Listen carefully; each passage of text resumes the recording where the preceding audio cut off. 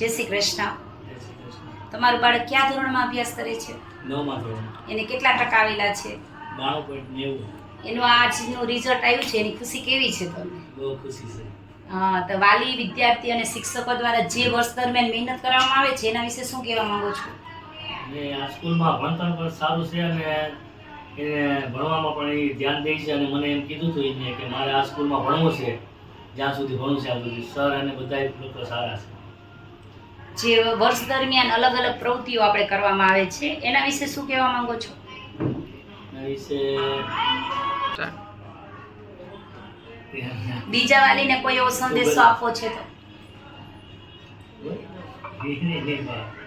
બીજા વાલીને તમારે અમારી સ્કૂલ વિશે કંઈ કહેવું છે તો?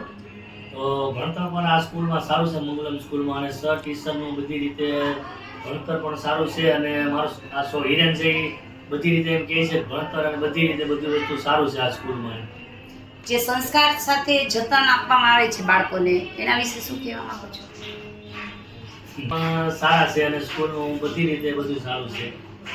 એ ભણે 12 ધોરણ સુધી એને અહીંયા જ ભણવાનું છે એમ કહે છે. Thank you.